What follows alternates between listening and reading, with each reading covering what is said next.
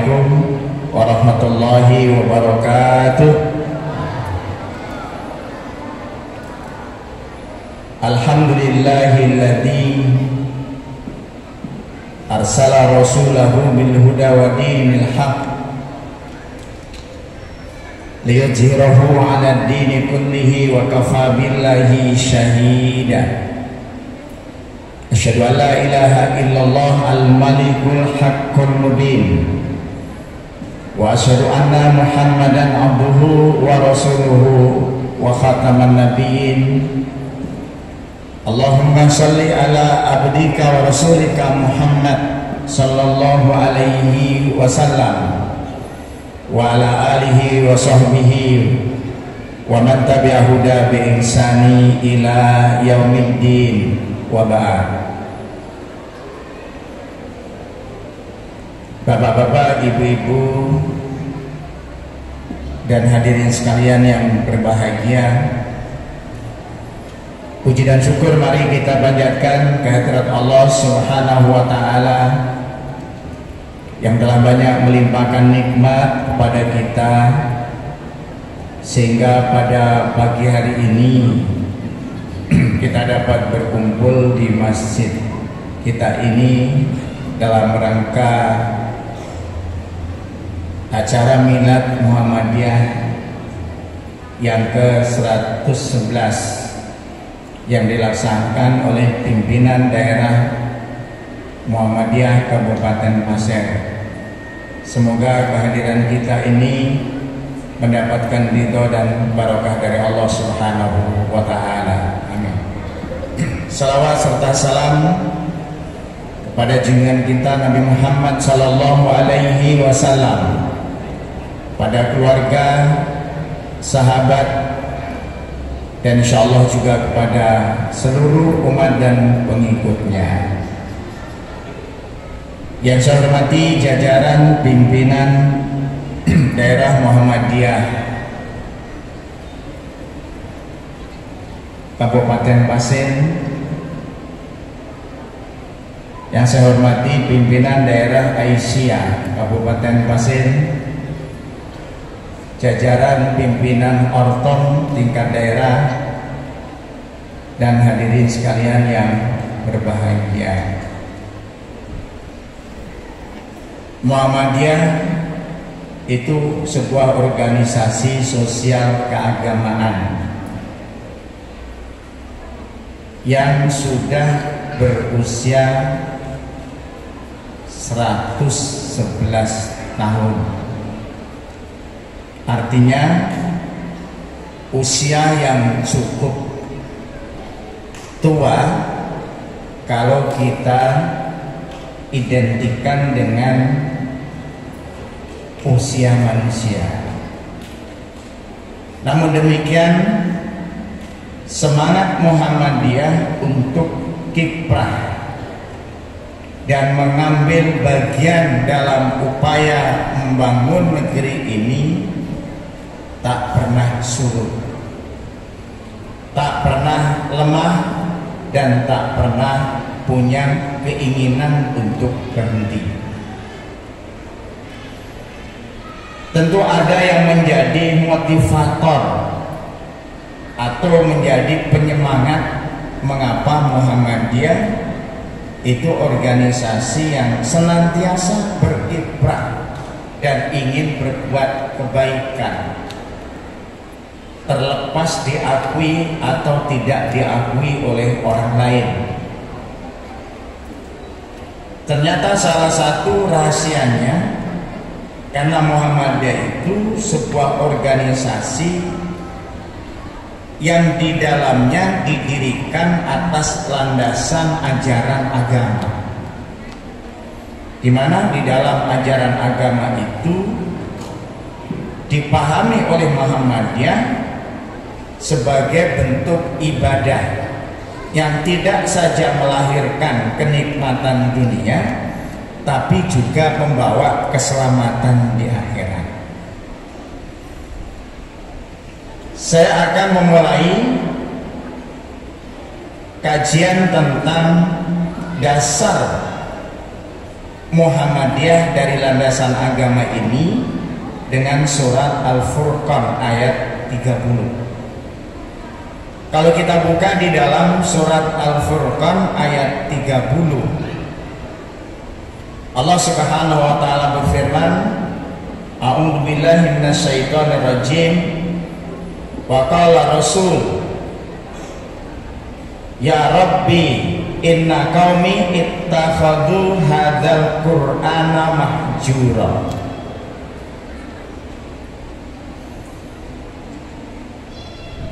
Yang artinya, dan Nabi mengatakan, Ya Rabbi, wahai Tuhanku, inna qaumi, sesungguhnya kaumku itu, yaitu kaumnya Nabi Muhammad, ittakhadhu hadzal Qur'an, menjadikan Al-Qur'an itu mahjura, sesuatu yang sering dilalaikan, sesuatu yang sering diabaikan, atau dalam bahasa sekarang dicuekin. Ini keluhan Rasulullah SAW kepada Allah pada waktu itu, pada waktu ayat-ayat itu diturunkan. Kalau kita mencoba tarik ke depan, ya, ke depan itu artinya semakin ke arah kita, maka hampir bisa dipastikan bahwa umat Muhammad itu cenderung abai terhadap Al-Quran, cenderung lalai terhadap Al-Quran.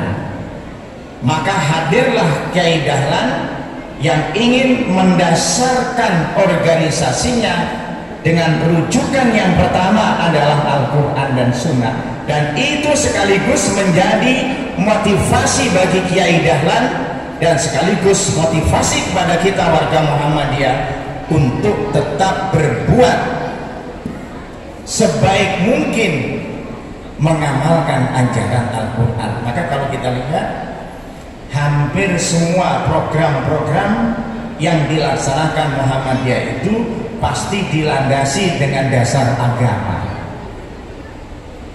Jadi semua program-program yang dilaksanakan Muhammadiyah itu adalah program-program yang dilandasi dengan nilai-nilai agama. Bahkan kalau kita lihat,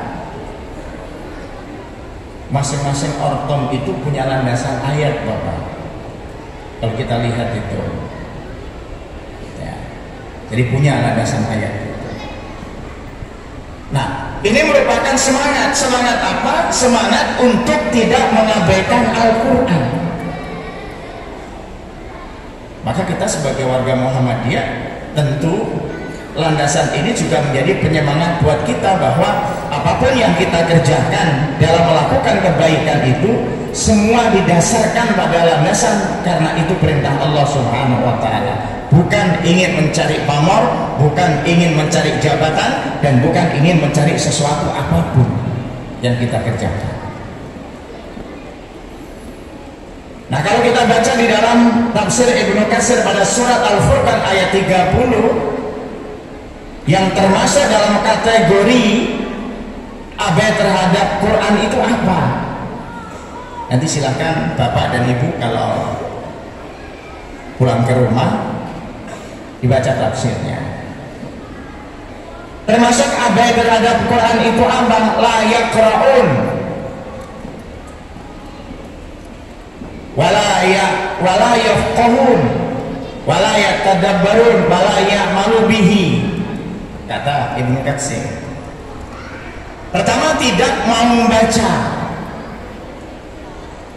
Nah, jadi bagi warga Muhammadiyah, semangat kita itu semangat Al-Quran, maka tentu semangat itu harus dilandasi dengan pengetahuan. Yang pertama adalah membaca Al-Quran.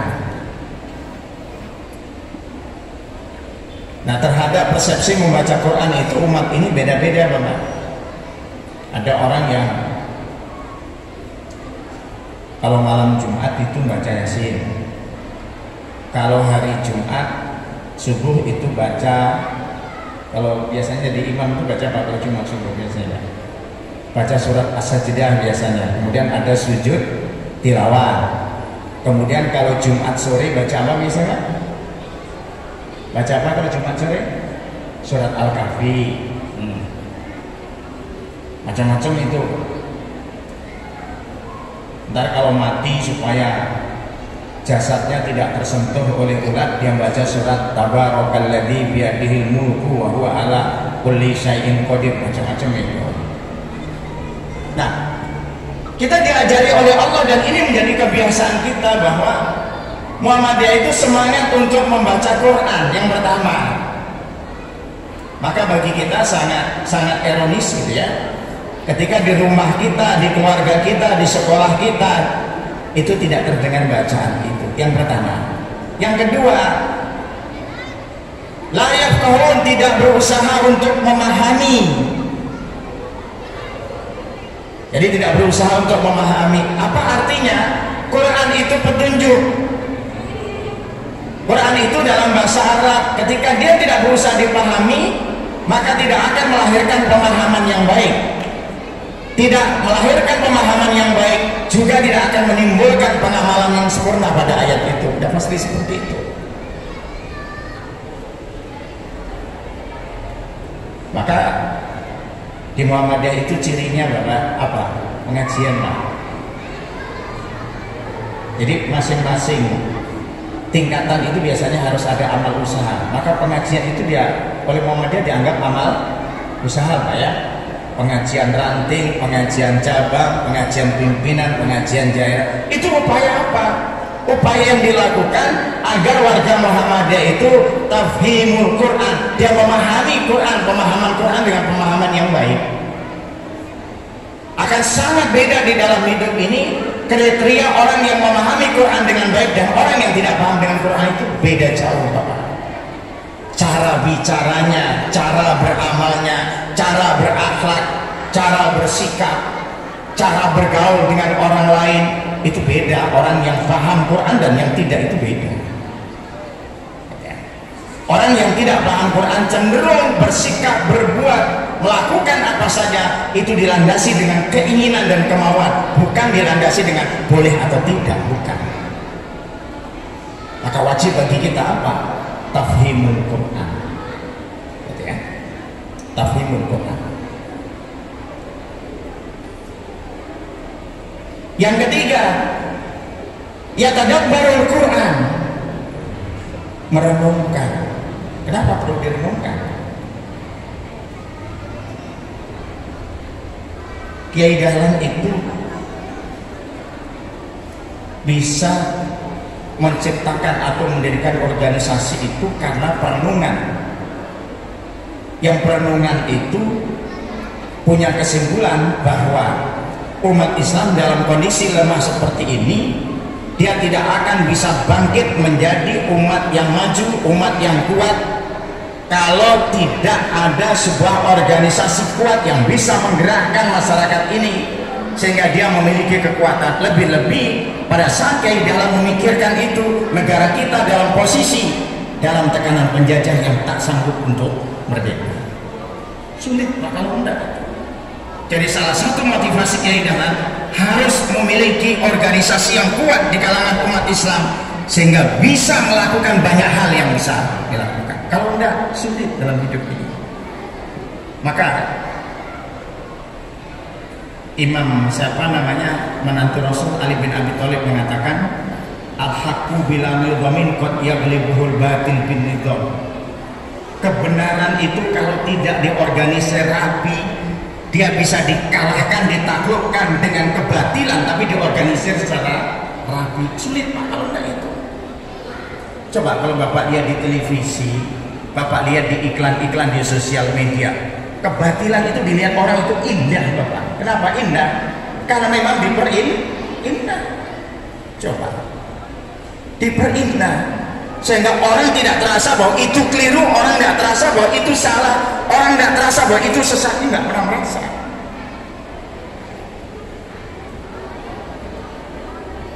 Tapi kita tidak seperti itu. kita ingin tampil dengan sebuah kekuatan bukan saja mengajarkan pada nilai agama, tapi juga pada kekuatan batin, maka ciri Muhammadiyah itu, kata Pak AR, nggak boleh gumun. Tahu gumun? Apa itu gumun? Kata Pak AR, jadi orang Muhammadiyah itu nggak boleh gumun. Bapak-bapak yang orang Jawa tahu kan itu gumun? Gumun itu artinya membanggakan orang lain seolah-olah dia lebih bagus daripada kita. Rumput di halaman tetangga lebih hijau daripada rumput di halaman kita, itu bermasalah Pak itu. Begitu itu. Itu membuat orang tidak semangat untuk melakukan amal. Nah, bisa seperti begitu. Nah, itu apa? Ya tadabbur, merenungkan. Gitu ya. Sehingga hampir-hampir apa yang kita kerjakan, apa yang dikerjakan Kiai Dahlan sebagai bentuk tanggung jawab keagamaan dan tanggung jawab sosial, itu hasil perenungan dari ayat-ayat. Maka tadi malam saya katakan, panti asuhan, panti jompo, MPM, Majelis Pemberdayaan Masyarakat, Majelis Pelayanan Sosial, itu muncul dari pemikiran Kiai Dahlan dari surat Al-Ma'un. Bapak coba, dari surat Al-Ma'un itu muncul program seperti itu, lembaga seperti itu. Itu satu contoh. Sama juga ketika Kiai Dahlan merenungkan Iqra bismi rabbikal ladzi khalaq, khalaqal insana min 'alaq. Iqra wa rabbukal akram alladzi 'allama bil qalam, 'allamal insana ma lam ya'lam. Umat Islam itu harus cerdas. Muncullah sekolah-sekolah yang kita buat, sekolah-sekolah Muhammadiyah yang bisa bersaing tidak saja pada tingkat kabupaten kota, bahkan tingkat nasional bisa melakukan. Itu sebuah perenungan. Ya tadabbur.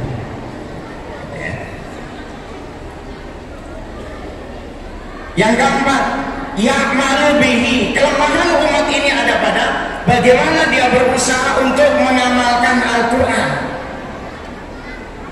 Ya, biasanya tidak baca sehingga tidak paham, tidak paham sehingga tidak mengamalkan. Itu korelasinya seperti itu.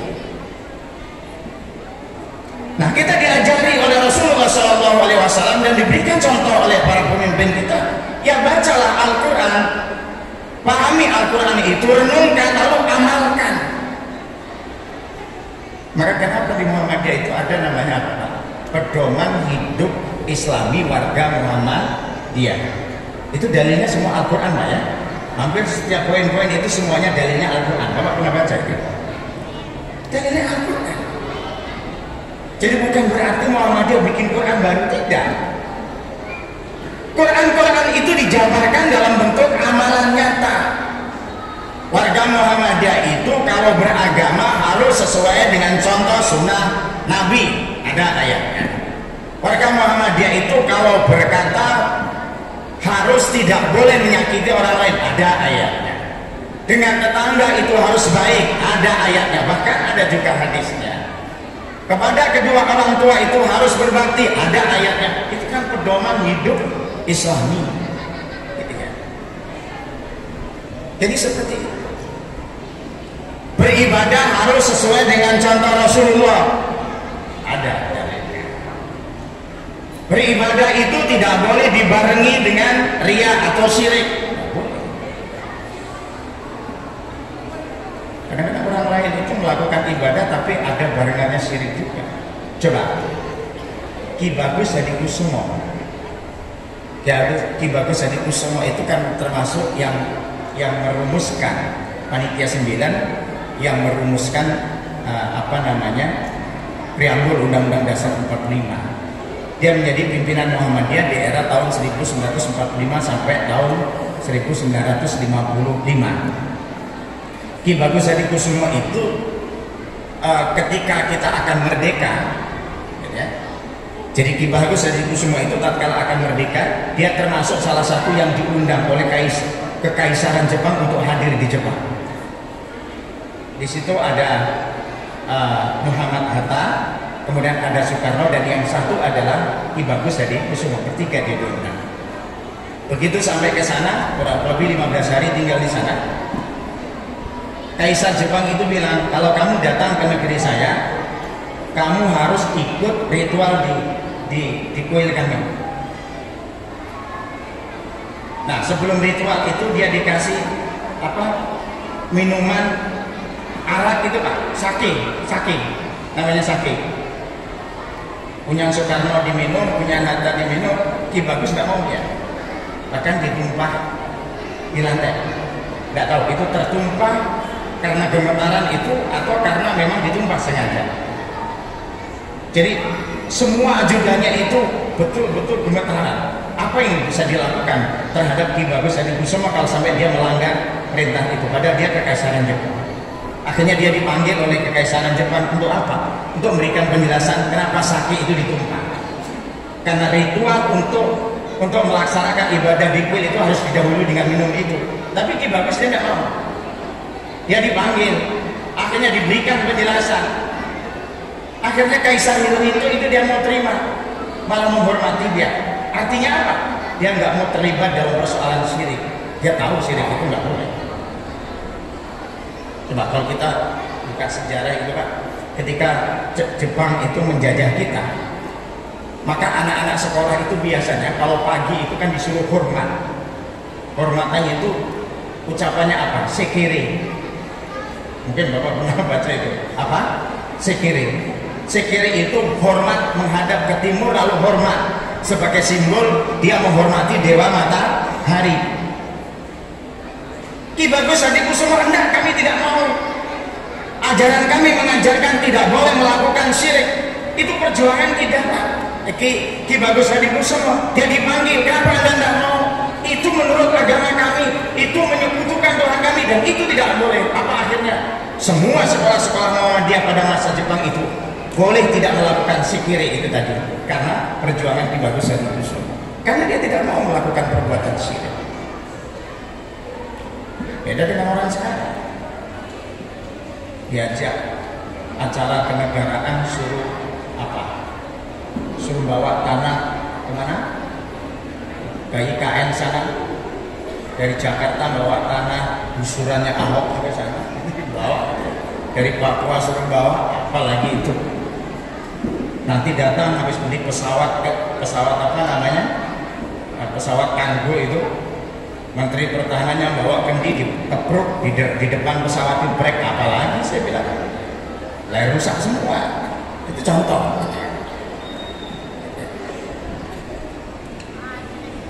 Nah itu gambaran. Nah jadi membaca, memahami, mentadaburi, mengamalkan. Nah kalau itu tidak dikerjakan dengan baik, ya sulit di dalam hidup ini. Siapapun di dalam hidup ini ketika dia tidak memahami Quran dengan baik, yakin dia berjalan di atas bayang-bayang yang tidak pernah jelas.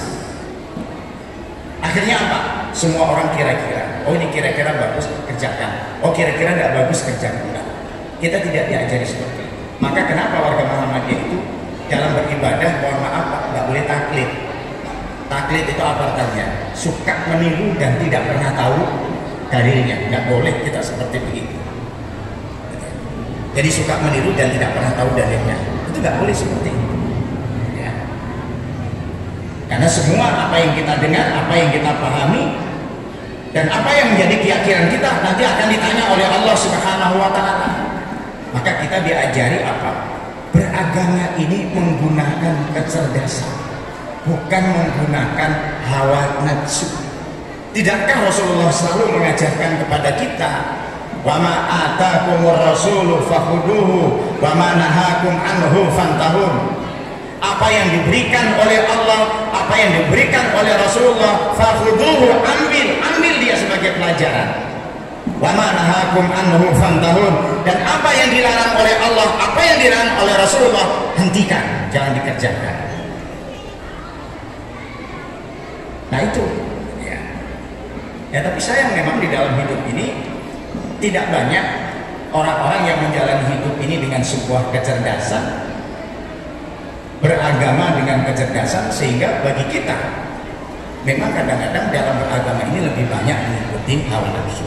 Oleh karena itu, mari kita budayakan bagi kita untuk biasa mengaji. Mengaji itu di Muhammadiyah artinya mengkaji, Bapak, mengkaji baik Al-Quran, hadis. Insya Allah itu akan menjadi landasan yang bisa menyelamatkan kita untuk kehidupan dunia kita, dan insya Allah juga untuk kehidupan akhirat kita. Saya kira demikian apa yang bisa saya sampaikan atau kongsikan. Semoga ini menjadi pencerahan dan menjadi penyemangat bagi kita, dan mari kita untuk tidak berhenti senantiasa berbuat, beramal. Biarlah Allah yang mencatat kebaikan-kebaikan kita ini, semoga dicatat oleh Allah sebagai kebaikan dan merupakan amal yang akan kita bawa untuk menghadap Allah Subhanahu wa Ta'ala. Saya kira demikian. Hadanallahu iyyakum ajmain. Wal afa minkum. Assalamualaikum warahmatullahi wabarakatuh.